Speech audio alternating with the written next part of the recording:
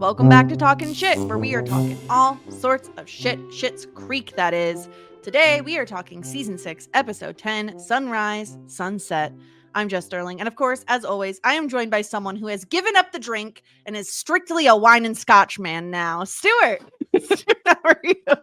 I wish I could tolerate scotch. It's He's just such such a a ridiculous distinguished statement. old gentleman. Like, who drinks Yeah. scotch, really? Like, don't you have to be like, a business tycoon, an oil tycoon Yeah. to like do that? Do you want a scotch? My conspiracy theory is that no one actually likes scotch. They only drink it once they've reached a certain level of like prestige, or they're Mhm. trying to reach that level, and then they're like, I have to stomach this now. Yeah. Or their taste buds are completely wrecked by like Yeah. cigars and other Ugh. excesses of industry. Ugh, yeah. No, Yeah. none of that. Give me red wine though. I miss red wine. I'm not really much of a drinker these days, and I love red wine so much. But yeah. I definitely don't like red wine, and I've never really been a big wine drinker. If anything, when I was much younger, I would drink a lot of Rieslings and Moscatos, the sweet wines. But Mhm. then I really feel like even like one or two glasses now, I feel like it makes my like cheeks red, and it gives me like the worst headache the morning after. So it's not even worth it. Yeah. Welcome to your 30s. It's brutal, okay? Like, I know people say it. Listen, I will wholeheartedly say with my full chest that your 30s are better than your 20s. Like, your life is more settled. You don't have as much to prove. You're Mhm. just like you're more comfortable. At least I am, and like who I am, right? I'm more accepting of myself. All of those things are true. The main downside is that your body starts dying.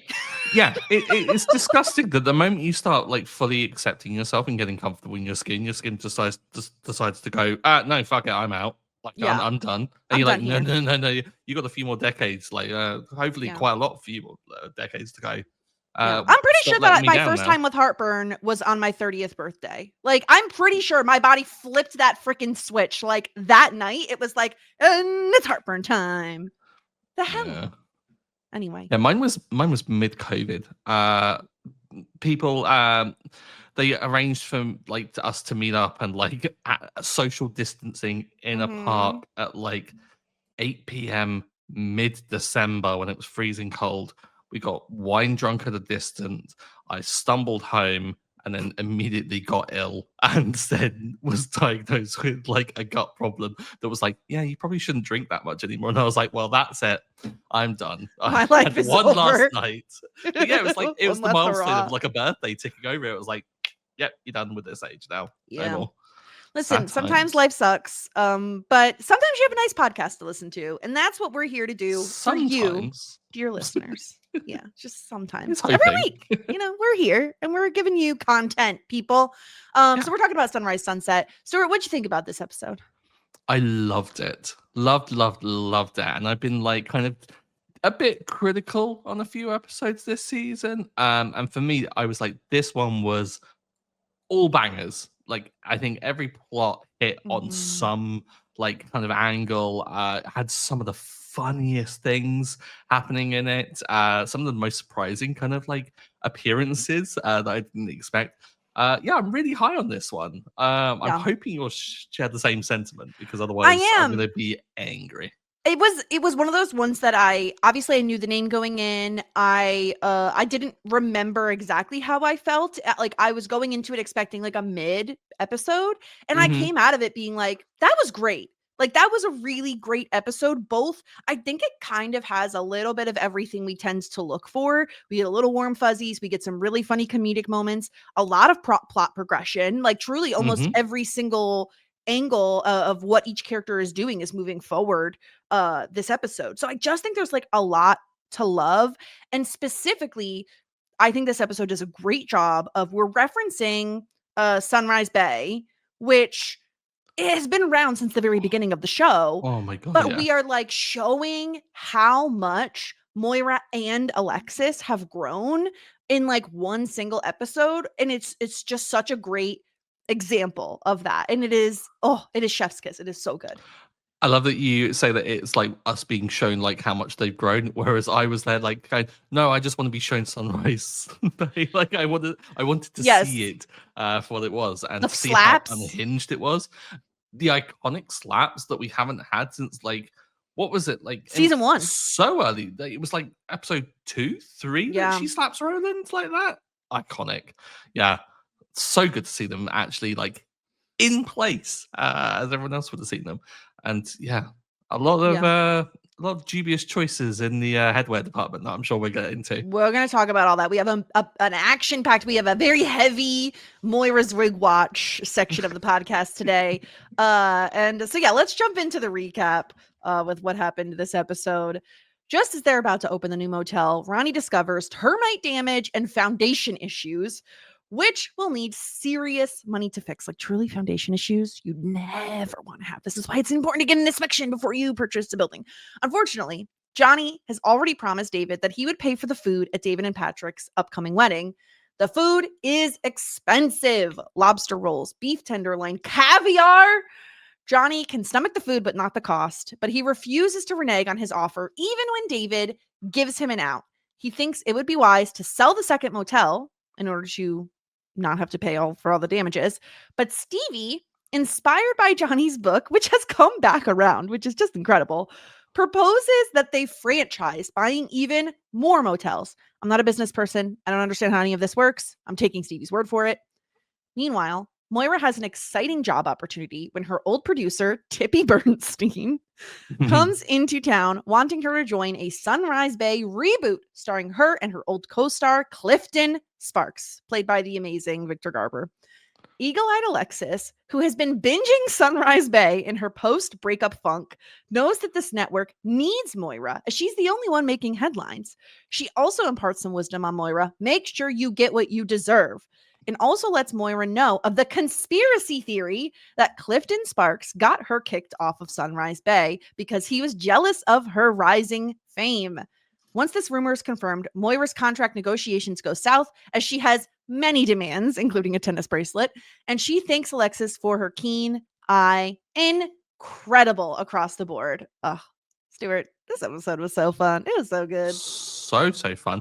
Let's not move on about before I just formally acknowledge and give you a little clap for stomach the food, not the cost. Poetry there, Jessica. Poetry. That's what I'm here for. Yeah, this whole episode, like I don't know where to start because ordinarily we kind of do the whole okay, let's almost like shit sandwich it a little bit. Let's stick the duff one in the Yes. middle. I don't think there's a duff one. I think not. it's all good on all fronts, right? Maybe let's do the food talk in the middle because I think it is sad. So I think that's where that one belongs. Fair. It's a little on the sad side. Let's talk about the motel first because Mhm. okay, so termite damage in one of the rooms and foundation issues. It seems like they've already hired a staff, which feels a bit premature, especially because it was like there were like 5 people there. That was a lot of people. Now, like I wonder if it was like a almost like a not like an introduction to new stuff. Maybe it was like a re-onboarding of existing like these are stuff, the people that maybe. worked there previously with the other Maybe, owners. yeah, like Yeah, when new regime, when new bosses, like hi, could get to be. know us, kind of thing. I don't know, maybe, but either way, I mean, it's a lot of commitment, right? Yeah, and the fact that now they have really bad issues with the motel, and we know that Roland and Jocelyn have already taken out a second mortgage in order to even afford this motel. So certainly they can't be tapped for more. You know, Roland is volunteering to get rid of his other kidney, which can't live without at least one. They need money, and of course, like the only seemingly we're led to believe that the little bit that Johnny and Moira have saved up is being earmarked for David and Patrick's wedding. He has generously offered to cover the cost of the food, which as someone who got married is one of the biggest expenses. Like food is expensive. Usually you are paying per head. So the more people you invite, the more expensive it is, especially if it is food like lobster rolls, beef tenderloin, a caviar crowd. You are in Schitt's Creek, David. Like, what are you thinking? We'll get into that whole storyline, but like, I feel bad for Johnny because, like, I feel like we went from just last episode, the episode before, them celebrating the opening, they're cutting the ribbon, they're like doing all of this fun stuff, only to then be like met with there's significant repairs that will need to happen. And foundations are not cheap. Like, that is, you, when someone says like, oh, it has good bones, you want that in a building. You want the foundation to be steady, because think about it. That is the piece that the building is on. It needs to be structurally sound. And if it's not, that's big, big, big money. Why do you think that they didn't discover this before? I mean, obviously, like, plot is the actual Right. like explainer, but like they didn't seem naive in going into this. Like, they kind of went into this. They weren't necessarily rushed. So I'm do you think it's like a wondering, deception thing, maybe because of it's like the death of possible. the owner?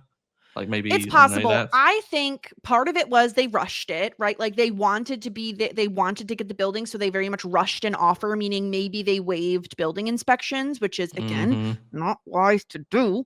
But I also think part of it is, if I'm headcanoning a little bit, previously Johnny was in a very high up role at Rose Video, right?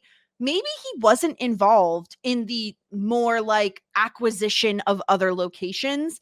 And so maybe he just didn't, it didn't dawn on him to do a building inspection. But again, like, someone more practical, I'm Roland even, right? Like, he is like not like hands-on, mechanically inclined, right? Like, all that sort of stuff. I would think that Mm-hmm. he would, especially considering Ronnie is the one who makes these discoveries. So they could have easily been like, hey, Ronnie, why don't you like check out the building? It obviously, it's for plot reasons, but it does Yeah. feel like, okay, what if I'm headcanoning it, it is they really rushed the purchase. They really wanted the building. Therefore, they let some other things slide. And now those chickens are coming home to roost. Yeah. See, I was ready to blame Rodent because I was like, maybe him and Jocelyn in remortgaging and getting the money and then going in and purchasing immediately, maybe they bypassed the whole thing. And like, not having it Possible. explained it kind of works, because I think otherwise I think it'd be awful if you could really like damn one person with this debt. Really, like, if they could blame Mm-hmm. Roland, then Roland would be the one on the hook for the money. Whereas, like, I like the fact they're approaching it as a team. I think it speaks to the kind of like the little Rosebud Motel I know group that they are, like, kind of that's forming, of just like, I think it's good that they're kind of tackling it all in one, but it's an awful problem to have. And like, the money, like, it's how it all comes to a head. Like, you can just see that Johnny is just so deflated by the whole thing. I was like, I He's felt so bad embarrassed. for him. It's Yeah. really awful. Like, we can kind of dovetail this with talking about the wedding expense, because again, as someone who has been through, again, COVID really changed a lot of things for our wedding, but we were originally planning a wedding prior to 2020. So we were intending on having a larger wedding, which meant we had to have these sorts of conversations. My parents did help us pay for the wedding. And so that was always a conversation from the outset of like, and this should have been a conversation that David and Johnny had. It doesn't seem like they did on, okay, yes, you're going to pay for the food. How much? How much is there? Hmm. Because that is a real conversation that needs to happen. So then you can budget for, okay, if you only have X amount of dollars, I know what I can afford in terms of food. Food is insanely expensive, especially for weddings, especially if you're having people who are serving the food. It depends on if it's buffet or plated. It seems like David is going for like, if we're looking at that venue he looked at, like the diamond package, like the platinum lobster rolls and caviar are like the tippity top of that scale. And I don't know. I don't know how much to blame David here. I feel like the episode gives him a little bit of an out when they have him come in and say to Johnny, like, listen, I know things are expensive. Let me know if you can't afford it. Like, Patrick's parents have offered us a lot of Hmm. money, blah, blah, blah. But also, like, if you know your dad is paying for the food, why are you then picking like the most expensive options, Yeah, it's not a great look on David for that. But again, I wonder if it's because they've had those previous conversations. Like, they previously, Barley was on the cards by the sounds of, like, of everything. So it's like, Yeah. well, this is a considerable step down. I mean, wedding food is it's a complete racket. I mean, like, attach the word wedding to anything and suddenly everything's double the price. Yep. It's insanity. But like, I kind of can't see where David is. It's like, of all things I think I would care about most if I were to have a wedding, it would be the food, because I would want people to come away talking about the food. Like, I feel like food makes or breaks a wedding. Like, It does. and it doesn't even have to be like fine food. It just has to be like, tailored Good. to the mood of like whatever it is. Like, it has to be good, yeah. But like, Yeah, just like if you're having like a backyard wedding, like maybe you do like a southern thing, like mac and cheese, yeah, like home meals, but there's still, it has to taste good. But like there's no getting around the food that David is picking and the way in which it will be served, and again on like individual plates and everything, is very hmm expensive. Like lobster rolls are not going to be cheap no matter where you get them from. oh no, yeah. And it's just, but David's reaction though, like, it's just, he's so excited for it. Like, when they're talking about the arugula salad and with the black truffle, and he just is like, yes, like, you can just see that he's just so excited. And I do Yeah. think that a little bit of like Dan Levy is like shining through there in terms of like Yeah. inspiring that, considering his like kind of like passion for food and everything. But I can see why he would get so excited, because like, he has this first opportunity in a long time to really indulge and like kind of have almost like a nod back to the past life of all the excesses and indulgences that they used to have, which maybe has been kind of greenlit by Johnny by going, yeah, of course I'll cover the food. And maybe it has been a bit of a blank check situation that Johnny's alluded to, whereas Johnny's maybe underestimated how much it all probably is, which I think is Yeah. also probably an aspect. Like, I certainly don't think that Johnny is going to be really kind of clued up on the minutiae of like how much it's actually You going to wouldn't. cost. He's You a wouldn't big know. idea guy. Yeah, yeah, You wouldn't know until you're in it. That's the thing. yeah, There is a massive amount of sticker shock when it comes to wedding planning. And you truly never know how much anything costs until, especially, we've talked about this in the venue hunting episode. yeah. A lot of times Exactly. I it's was going not to on the say, website. You don't find out until you're there. And I feel bad for Johnny when they go to the food tasting and he is like trying to make comments to like dissuade David, which like obviously isn't going to work. It comes off as like pretty tacky, like pretty bad. I don't blame him. Again, like he's trying to get around and skirt around to the issue. What I want to know, Stuart, is what was your reaction when David does go to him and say, listen, like Patrick's parents actually set a decent amount aside. If you don't have the money, you don't have to contribute. It's totally fine. What was your reaction to then, Johnny basically being like, no, I told you I'm gonna pay. oh, in one hand, I'm like, firstly, I think the way in which David approached it was really good, because David wasn't. I didn't know, like, he saw the situation for what it was, and then acknowledged it, but didn't make Johnny feel bad about it, like, because it was just an acknowledgement of the situation they're in. Like, this is their lives, and they just have to contend with the fact that they're not super rich. They don't have all this money, and so it is an extravagance, and it is a lot to ask, and it's so like, it's okay for him to scale it back. So I was disappointed a little bit when Johnny didn't take it, but I can totally understand why Johnny didn't take it. Like, he made the concession with obviously the caviar plates for the caviar guests or The whatever. extra 8 people, yeah. Yeah, and like, I can see that, but ultimately it's pride is what it is. And I kind of think, but is it this whole I don't know, just the expectation that people have is like, well, I have to pay. Like, it's my duty as a parent and stuff. And I can certainly feel that there is pressure on Johnny to do that. But I certainly don't think that there's pressure that's being applied from David, which I think is really good to establish. Because otherwise, I think we'd both be really negative on David here and going like, come on, read the room, David, right? If not for that scene, most assuredly, I'd be coming in giving David my disgruntled pelican point, because I feel like it hmm is very insensitive of him, like, to not realize. Even still, I would argue that, like, if it's me, I think even if my dad is insisting on paying, I'm going with a cheaper caterer, like, in order hmm to then make it so it's not insanely expensive. Again, I can't get over the fact that it's lobster roll. Like, it's so over the top in terms of like Lobster what you're rolls are choosing really as food. good. They are, Everyone but loves they're lobster also rolls. like, I'm thinking about this truly.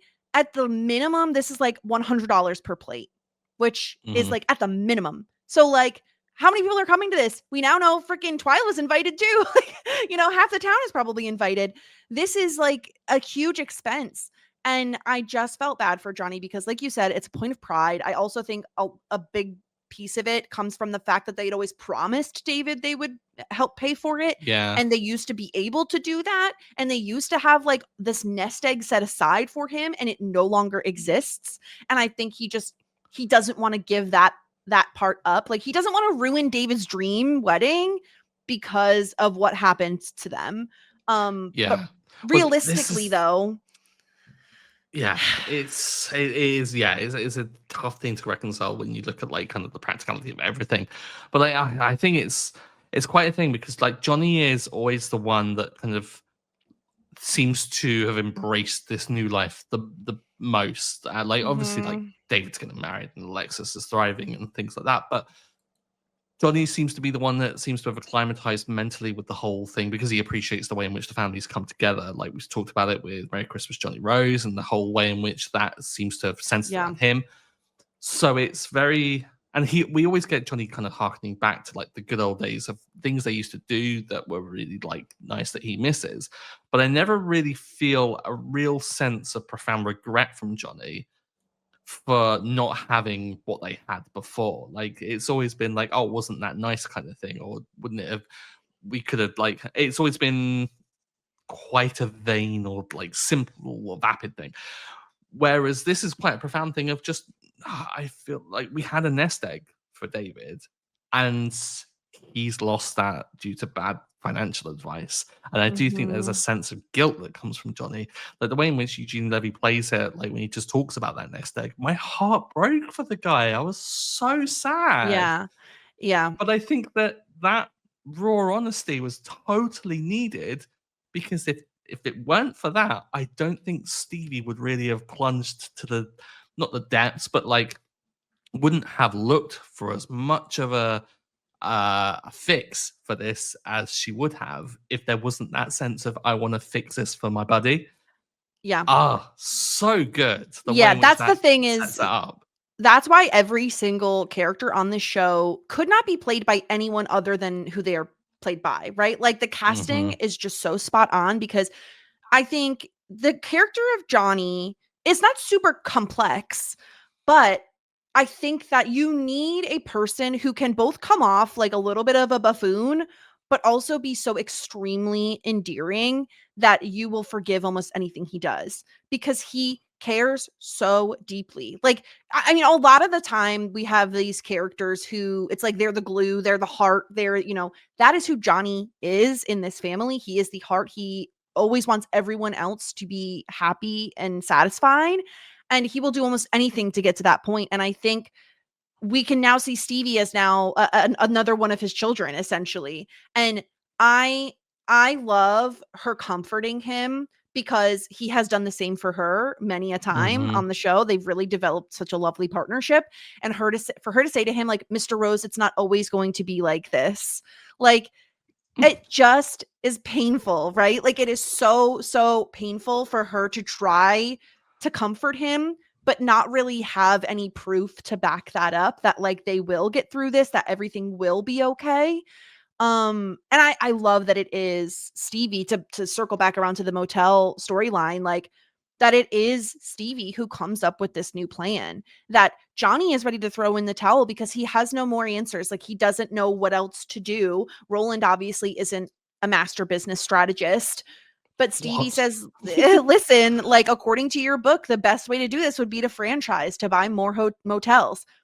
Again, I don't really understand how any of this works, but it sounds like they need investments, right? Because I think that's what Johnny says is they need investors. We need a proper Yeah. investor to do this. I mean, if he's struggling to pay for like the wedding food, I doubt they're going to be able to buy 30 motels. So Yeah. yeah, they have to go get like third-party investments from people who back this idea of setting up this chain of motels and running it in the way in which they seem to be running Right. them. Seem to be quite, I don't know, in turning this one around and making it a success they have. If they can replicate that across 30, maybe small little wins in many They add up. adds up Yeah. to more and more. Like he said, it was like you just increase the amount of dividends across the things. I thought dividends were the things that were paid in shares. Sure, I know words. I'm not a money guy. Synergy.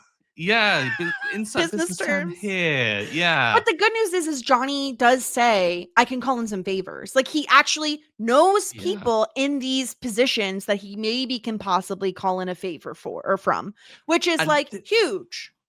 yeah, and I think it makes total sense because we've often said about like kind of he can't just they can't go cap in hands to all their old friends because their old friends clearly are not their friends. Bevan They're just freaking Don or whatever the hell his name is. exactly like they can get them in because they weren't there for their for them as people. They were there because they were just like almost like assets. It was like I have to have Yes. rich friends. They're the rich friends kind of thing. So he can now approach them because this is a possibility for them to make money. So that's why the favor makes sense now, which is why I love that we're only leveraging this in the sixth season now. Like it's never been something that they've Yes. really kind of tried to rely The on before. pacing. Hmm. Exactly. I think it like that really works. But I also like the little bit of vulnerability of just Johnny being like, it's a maybe. Like nothing here is guaranteed. Like maybe they'll take my call Hmm. because it's been a while. He's been out of the game. Like people may not respect him for it. Like I think there's a lot of vulnerability in Johnny's situation because yeah, okay, I'm not too sure. Like it wasn't the business that failed Johnny. It was the unpaid taxes that failed Johnny. Maybe Hmm. that's going to be reputationally awful. Who knows?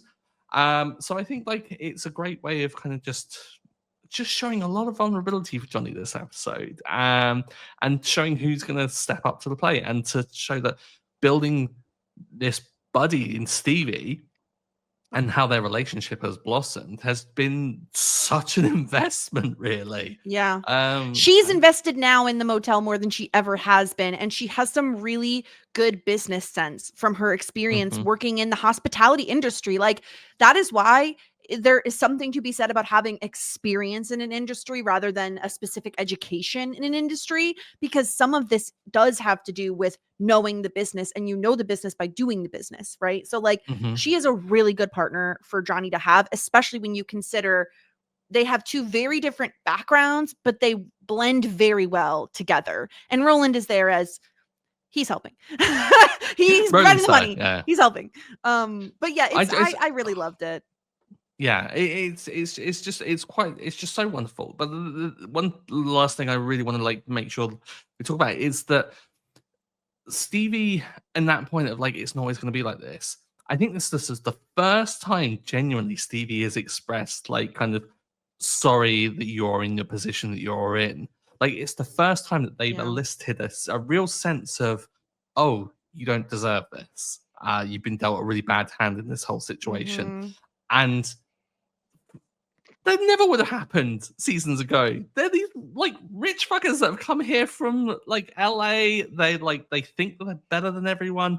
And I think finally this is just showing that I think it's great that it's Johnny being the first one, that maybe the roses have atoned for their sins of a past life, and Yeah. that they are fully truly accepted. Like I always feel like they've been accepted, but this I feel like they've been accepted on a kind of like spiritual level. It's like it's really deep and baked in. It's like, yeah, they're one of Yeah. us, and Johnny needs my help right now. So yeah, I Yeah. love the way in which that all comes about from really simple writing as well. Really, like it's not. I don't think it's meant to be this profound. And maybe we're reading too much into it. Maybe I'm like going a bit off the deep end. But I love that I can do that with this show. Well, that's the thing. That's if you have good characters, everything that builds off of that works, right? Like you need to start with a base of good characters. And the thing I love about this show is the pacing of the character progression across 6 seasons. They don't ever flip the switch and have characters become different people overnight. It takes a long time, but they do eventually get there. And that is Hmm. what's just like so lovely.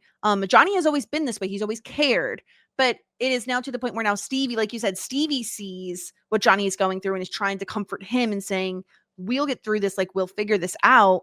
We can push, because she doesn't want him to give up on their dream that they've now built together, right? Like, this is now the business they've built together. And so they need each other. It's just so lovely.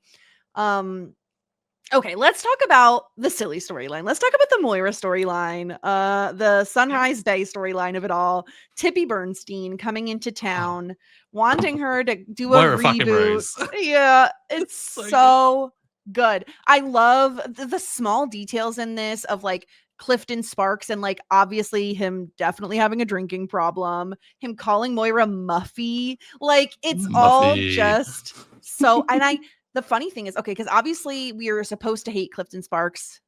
No problem. I'm there. I'm there, you know, with everyone and hating him.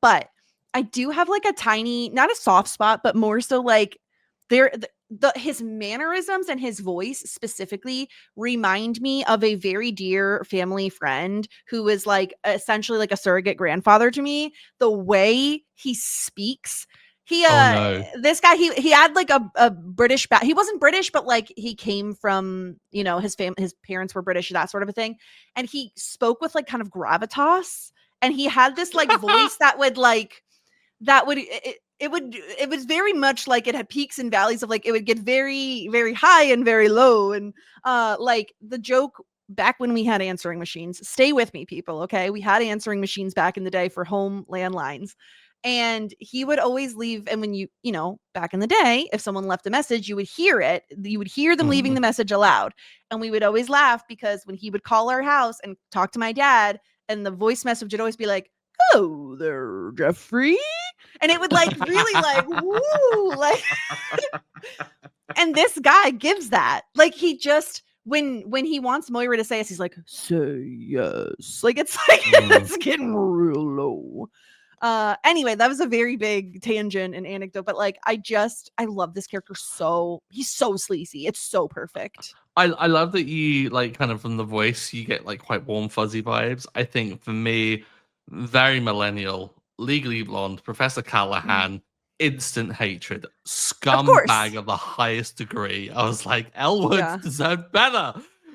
Yeah. So But see, immediately I there was also that. get Daddy Warbucks from the 1999's version of Annie. So like Daddy Warbucks is, yes, he's rich, but he's a good guy. So But there's the both. wig, I think the wig The wigs are alone so bad. immediately I was like, fantastic. They're Just so bad. phenomenal. Mhm. So it doesn't match at all. It's Like really it's just bad. like I kind of expect it to just get legs and just start crawling off of his head at some point. The fact that they're in lab coats and it's all super serial, like a procedural drama almost, and then she just like slaps and downs the pills.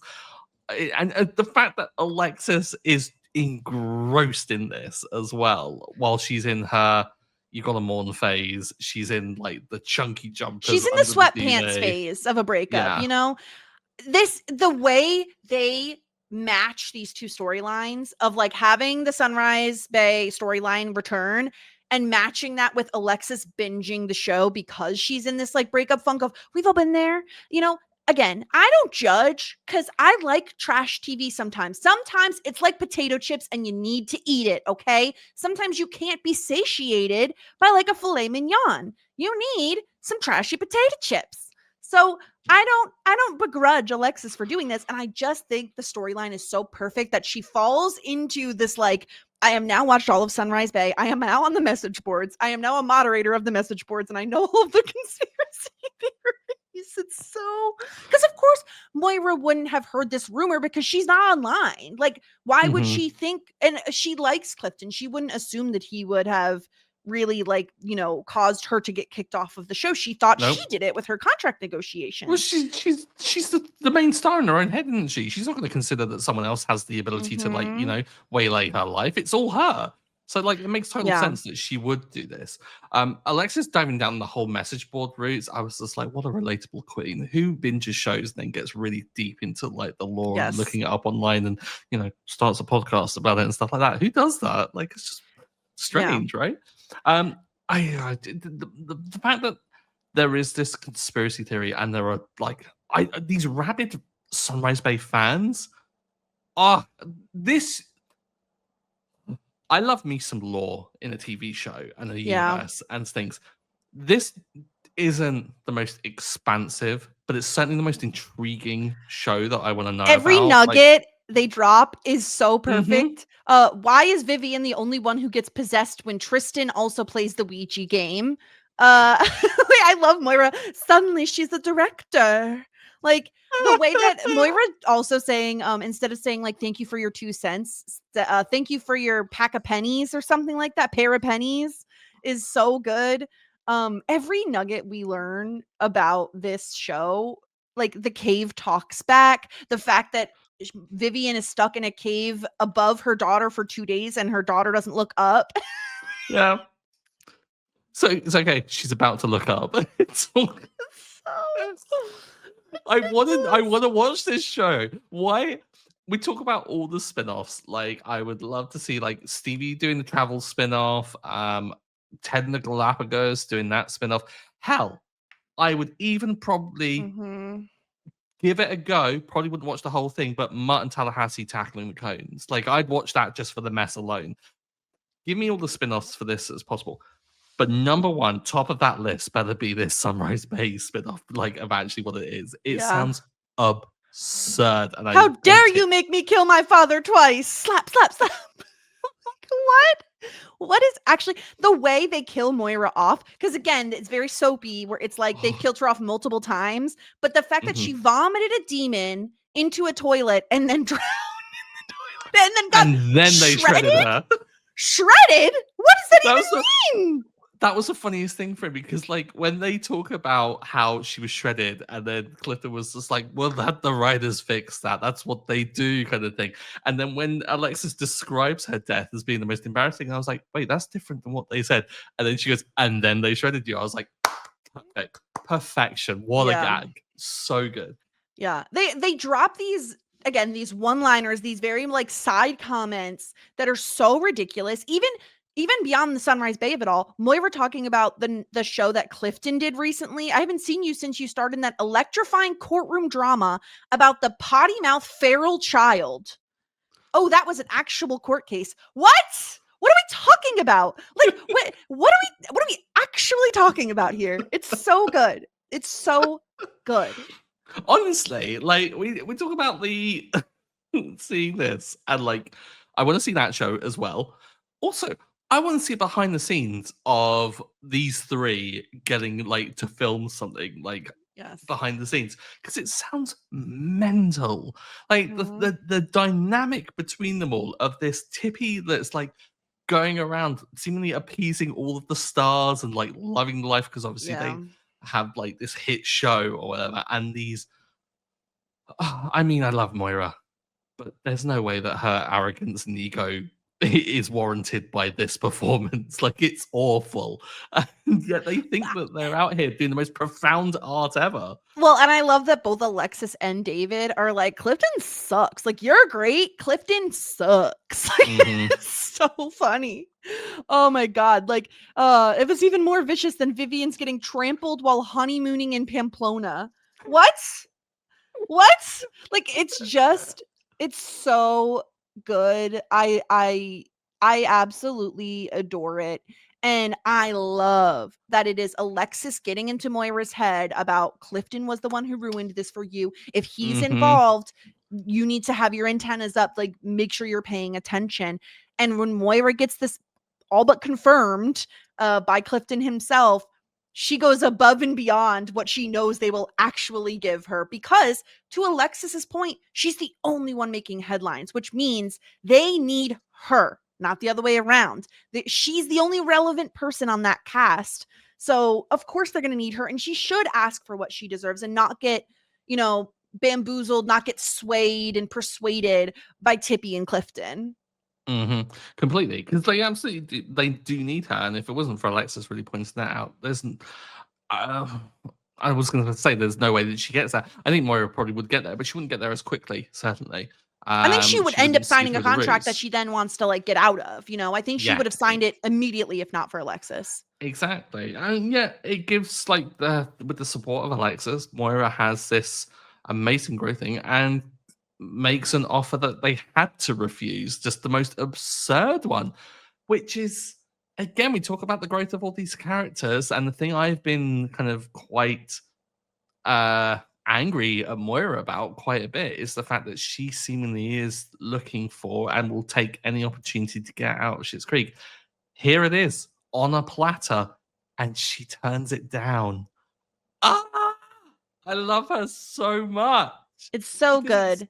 it's like a double whammy. It's like not only is there, I don't think it comes from the adoration of Schitt's Creek. Certainly, I mean, she was really strong armed into doing that little tourist video very recently, Yes.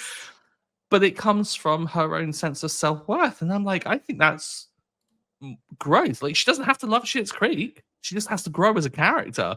And this is Moira's growth. And oh, I'm so here for that Yeah. because she deserves it after all this.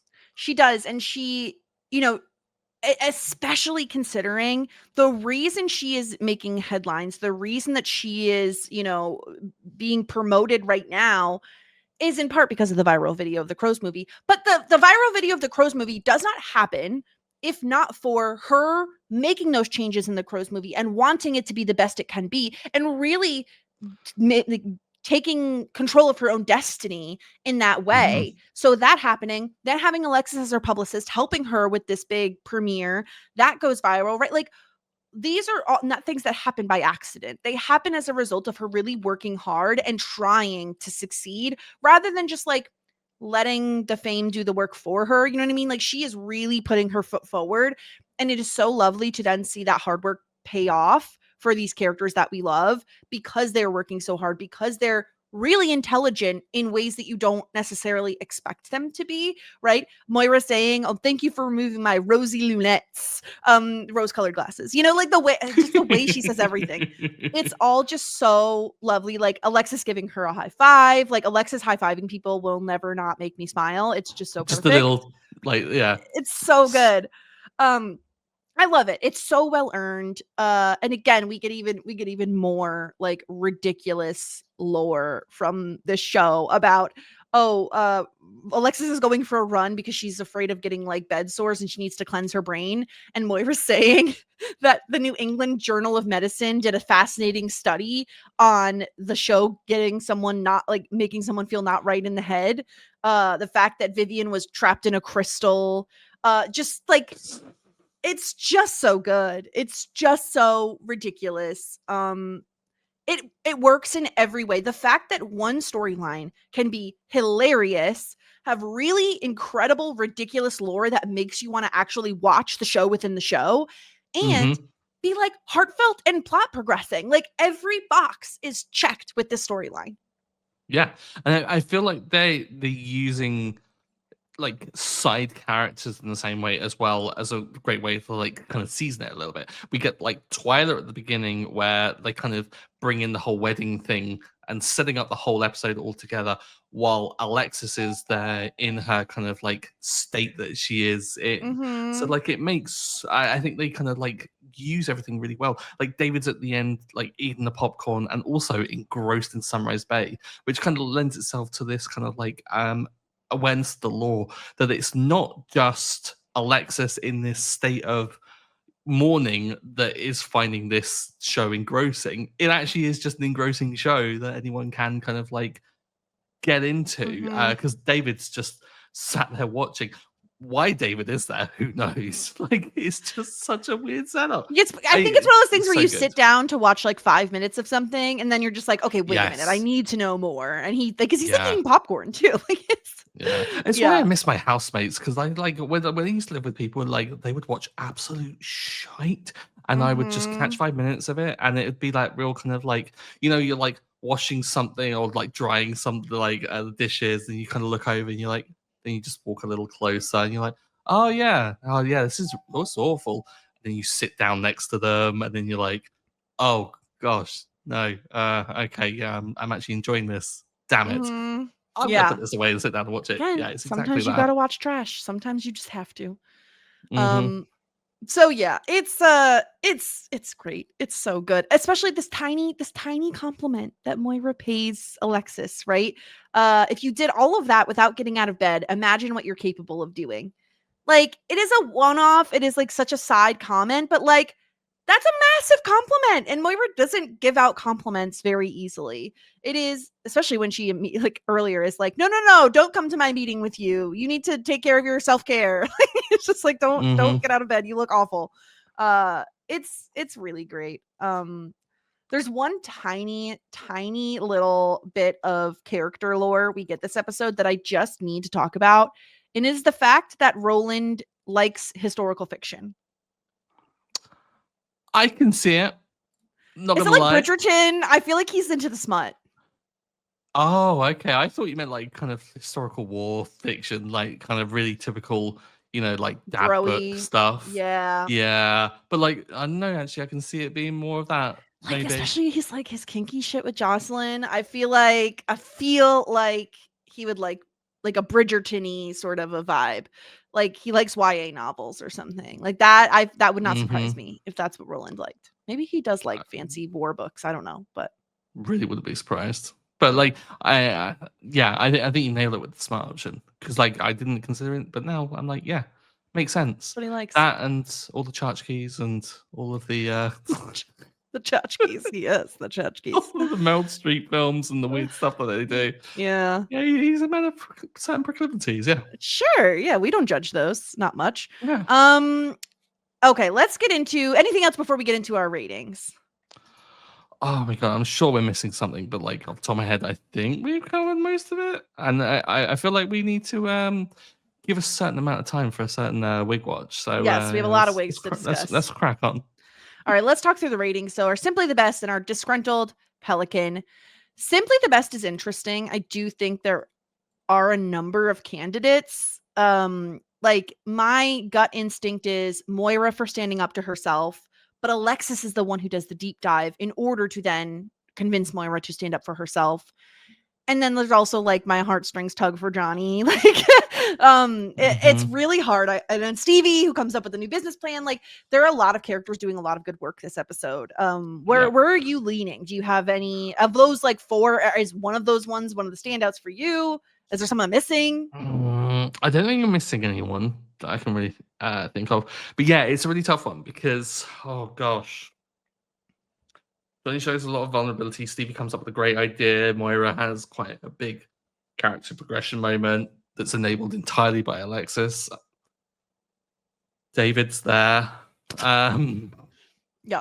Yeah, I think if I say if I'm hard pressed to choose someone, yeah, I am. We've been doing this for how long, Stuart? Yeah. I'm gonna go Stevie. Okay, Stevie. Yeah, I feel like the fact that not only does she come up with a really good idea, I mean, I say it's framed as a good idea, so I'm going to take it as it's presented to us as it is a good idea. I don't know business, maybe it isn't, who knows? But I'm going to take it as that. But the fact that she does it while citing the book, and really has clearly read it, has ingested it, and has used that to come up with a really good idea that is thoroughly researched. Like she comes up with like 30 properties that she's already identified. And I was like, and then knows that the logical next step is that they need to go seek investment, and that's already a consideration. It's good work. Yeah, it is. Or admire the good work. It really is. I think this opens me up to give my point to Alexis. I think I want to give it to Moira. Don't get me wrong. I think standing up for yourself is very difficult, especially when it is someone from your old life, right? Like you're trying to impress them. You want to take this offer. I think it's a difficult thing to stand up for yourself. I don't think she gets there without Alexis. And so I just want to reward Alexis for like a job well done from her bed while grieving a breakup, right? Like all of this is very, very impressive work from her. So yeah, my point is going to go to Alexis this episode. As for the disgruntled Pelican point, obviously we could give it to Clifton. Like he sucks ass. Tippy Bernstein is also fucking trash. Like they both suck. Again, this is the argument, not the argument, but like the debate we had last time of do we give it to someone who we know is not around long term, who is just a one-off. I do think there is someone from the main cast who could earn a disgruntled Pelican point. That isn't. There's two. Oh, there's two. Okay. Oh, you would say there isn't who? That isn't one of the side characters that we just met this episode. Okay. I thought you were going to say like isn't so. No. Yeah, and I mean, I think my point has to go to David. Like, truly, like, it hurts me to do it, but, like, I really feel like he should be picking up what Johnny's putting down and going further than just saying, if you don't want to pay, you don't have to pay. Choose a caterer that isn't serving lobster rolls. I'm sorry. Like, it's insane to Wow. me. It really, I just, as someone who's planned a wedding, like, it is just like, what are you doing? I don't know. I'm assuming neither of your two were David. So I'm really curious to hear who you think. No. Well, no. One was David. Yeah, one was David. Okay. Okay. But I feel like I I just can't believe that you would say that there's only one when Roland was in this episode and Roland was eating with his mouth full again and talking with his mouth Yeah. full. Like, just I'm just so outrageous used to him eating behavior. with his mouth full all the time at this point. It just kind of just washes over me, I I think. just can't. I can't with It's the lip disgusting. The noises smacking and the alone. Ugh. noise. Yeah. Yeah, Ugh. I mean, I'm gonna defend David a little bit more here for the whole like wedding food thing. Like, Johnny, you're not being asked to pay for it right there and then. Play along a little bit. Like, you know the situation. Yeah, it's a bit awkward. Establish that you're not paying for the tasters, and then just don't put down any hard like kind of like deposits or like cash, or like make sure that David doesn't do a firm agreement. Get out of that and then have that conversation elsewhere in private. While you're there, enjoy the tenderloin, buddy. Like, knock yourself out. Have the Yeah. arugula, have the black truffle, have everything, have the lobster rolls. Fantastic. No, I feel like if I blame David for that, I have to blame Johnny a little bit because neither read the room or each other too well in Sure. that whole scenario. So I feel okay then to give it to Roland for talking with his mouth okay. full. That's Okay. fine. Yeah, I'm good. I would have been upset if we both gave David a negative point because I don't think he deserves Yeah. two. No. I just need to punish him a little bit. It just like again, as someone who like has planned a wedding with my parents involved in paying for some of it, like just read the room a little bit. Like you know his financial situation. You know he can't afford lobster rolls. Like Yeah. there is a way to make it so that the food is still delicious. That you don't have to get cafe tropical food, right? Like you can do better than that. But Whoa. That green smoothie would go down a tree, I'm sure. let's not forget the raisin in the champagne, okay, people? Like truly, come on now. Yeah, no, Roland chewing with his mouth open. I'll never not be okay with giving him a negative point for that. Like truly, never chew with your mouth open, Roland. Stop it. Okay. It's time for the wig watch we've all been waiting for. Like truly, there's so many. Okay, so we have two. I've included Clifton in this because he had some incredible wigs. So we have two for Clifton and two for Moira. So let's start with the Sunrise Bay wigs. Like so good. it's like a sandy brown. He looks like he's like a 60-year-old wearing the, you know what I mean? It just I obviously the wig is younger to make him look younger because this is like what 20 years ago that they filmed this. It makes him look older, and that's even funnier for this whole setup. It works so well. Also, look at the size of that is a tie, isn't it? It's like huge. Yeah, it's a huge tie. It looks ridiculous. And on the other side of him is Moira as Vivian Blake with her bob, her very straight, edgy bob, and her bangs, her heavy eye makeup. I love this. It's so ridiculous. Honestly, iconic. I can see this like being the hairstyle of choice for many a Sunrise Bay watcher. Like, I want Vivian's hair. Yeah. Yes, well, give me I that. don't think I feel like it now that I've done this, right? I've like grabbed all the wigs in one episode. Look at Moira when she goes to negotiate. Tell me that's not a Vivian Blake wig. It is a Vivian Blake wig. It's the exact thing. She's definitely going for that because she's coming in the whole thing, reminding them of like who she is and the gravitas that she kind of brings to the whole thing. Look at the makeup. It's so similar. Definitely what she's going for, 100%. Because I think as well, like there's also a thing of establishing there is no Vivian without Moira. Like, don't you dare think of recasting me, you little shits. No, because just one of a kind. You can't recast. Also, side note, I know they're kind of cut off, but look at the size of the olives in that martini. Like they're enormous. That sentence could have gone so south. I'm so glad you said olives in the martini. I was like, what's cut off there? Yeah, huge, humongous. Maybe it's the glass. Is it the perspective? Is it like a lens Maybe. I thing? love olives. Like, They look good. same. And then we have one more Clifton wig, and this is from the video of the red carpet in which Clifton is so drunk and like is just basically like, yeah, there can only be one star. Very similar to his character's wig. What is it? The house, is that the Housewives channel that they're I think that's watching? what it Like, says. Yeah. yeah, so good. The details are incredible on this show. I Mm-hmm. love it so much. The wigs are just so like the fact that we get 4 wigs to look at in one episode makes up for the fact that they've been rather stingy with the wigs so far. Yeah, had we not started recording this several years after the show had actually, stopped airing, maybe I would say that they've been listening to us saying that there aren't enough wigs. Yeah. Well, now we have them. So good. I love it so much. And it's time to let's rank the episode because I think we're going to be in agreement at the very least of which tier this belongs in. As a reminder, hot shit, full bouquet, love that journey for me, you David, and shit out of luck are our tiers. Stuart, if we both don't have this in hot shit, I would be so surprised. Incredibly. Ordinarily, I kind of make the joke. I'm like, if it's not in this tier, I'll fight you. If it's not number 1, I will fight you. Yeah, I think this is the best episodes of this season so far. Like, 100%. Yeah, I think it is. Like, I love all 3, the premiere, the wingman, and Moira Rose. I think all 3 of them are incredibly solid episodes.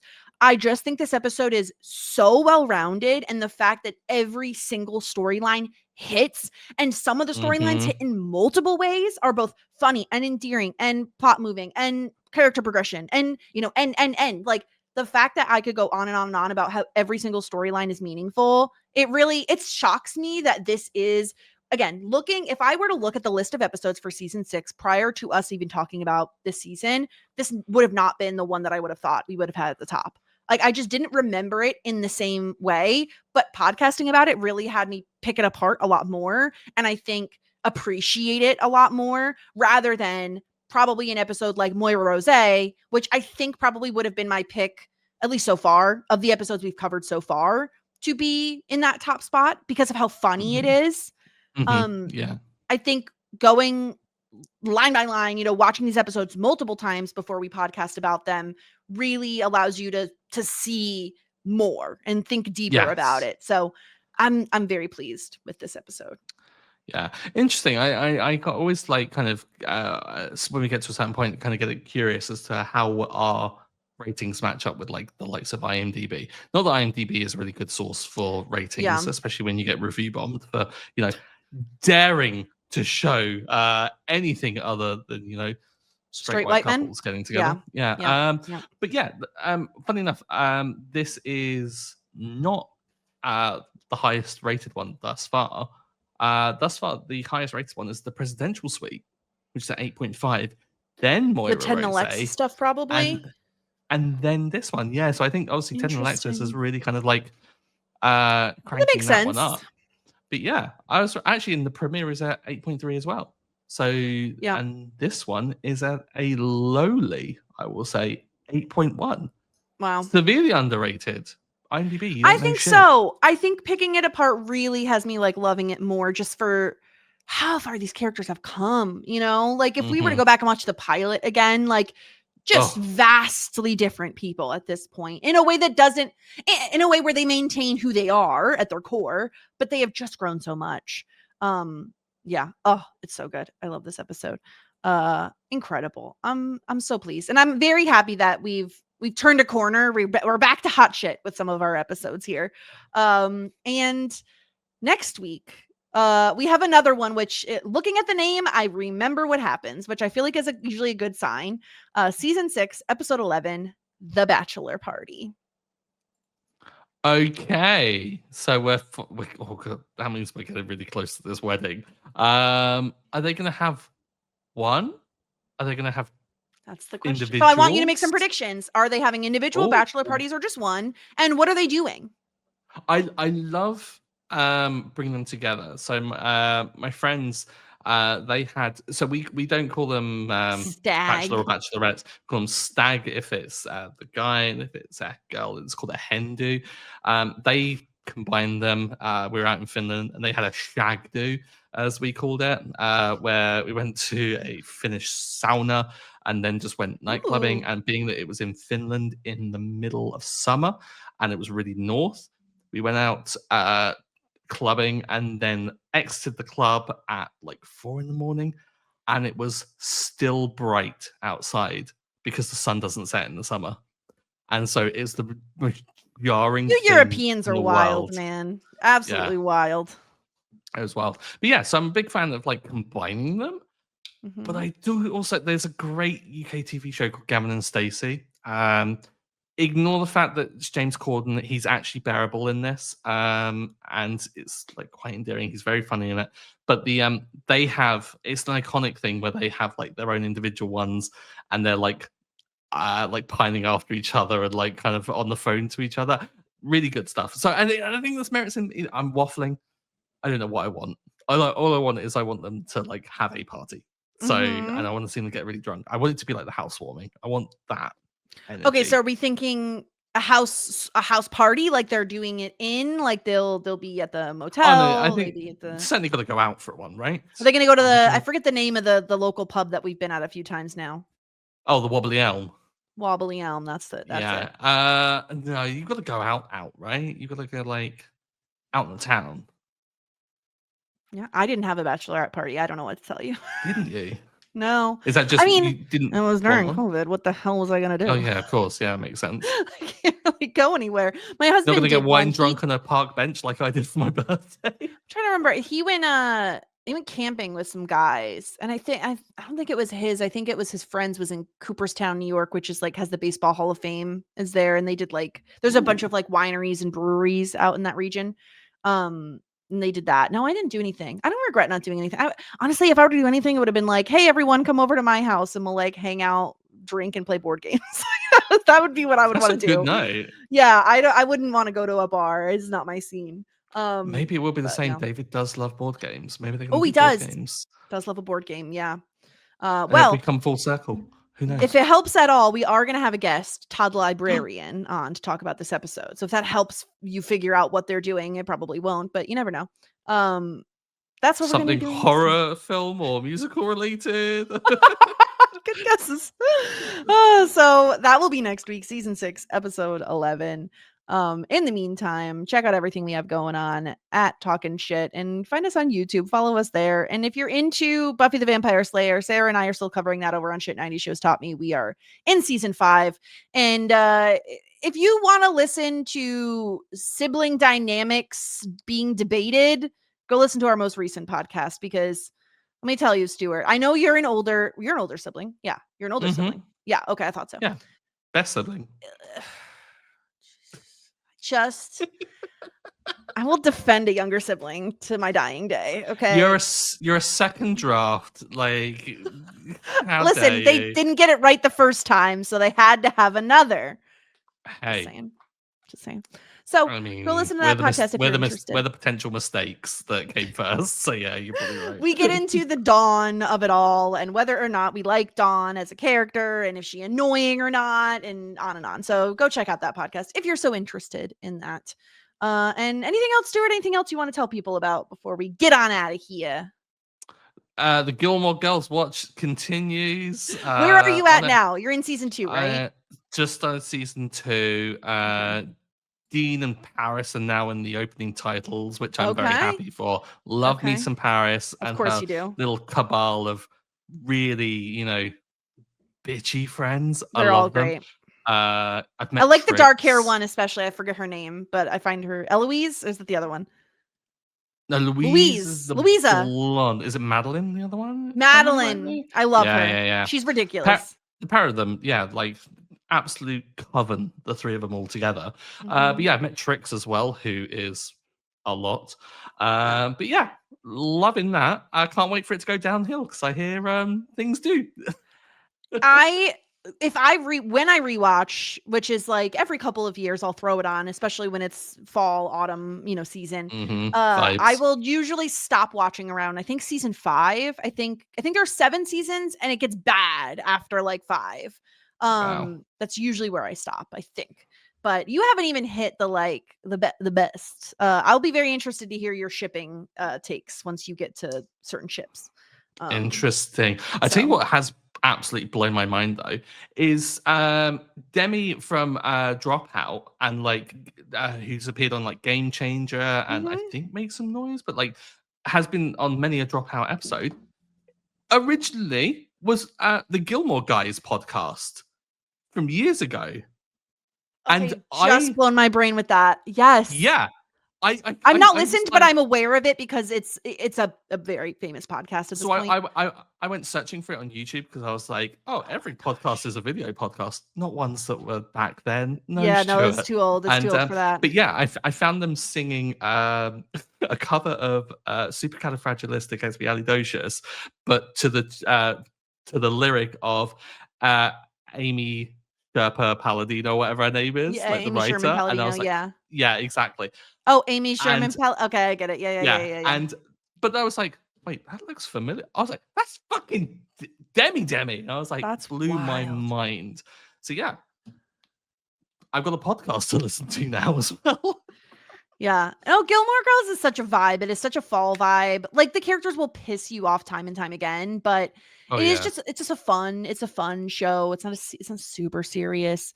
But actually speaking of dropout people that just show up places, there's this show, this Amazon Prime show called Upload. They just did their 4th and final season. And Vic from Dropout was on like season 1 and I was like, wait a minute. Is that Vic? And they come in with a transatlantic accent. It is so Vic's funny. transatlantic accent is amazing when they try it on the And they Game have it Changer in this episode. show. Yeah, They're perfect. like a Yeah. side character who only shows up a few times, but every time and they were in season 4 and I was like, "Oh my god, Vic is back." Anyway, check out Upload. It's fun. It drops off. It gets season 2 is not so great, but then season 3 is a little bit better, and then I haven't finished 4 yet, but 1 is really good and really funny. Hey, I tell you, So the thing we've been check talking it out. about, Dropout as well, the thing that brings it all together. Watch Dropout if you're not watching Dropout. It's really If fun. you're not, it is my favorite subscription, like television thing I have. I get the most Yeah. bang for my buck on my Dropout subscription of anything hmm else. So Hey, can't and recommend it they're enough. really cool on password sharing. So Yeah. like, if anyone wants password, My just send me a brother has message. my password. My parents have my password. Will's cousin has our password. We've converted a lot of people.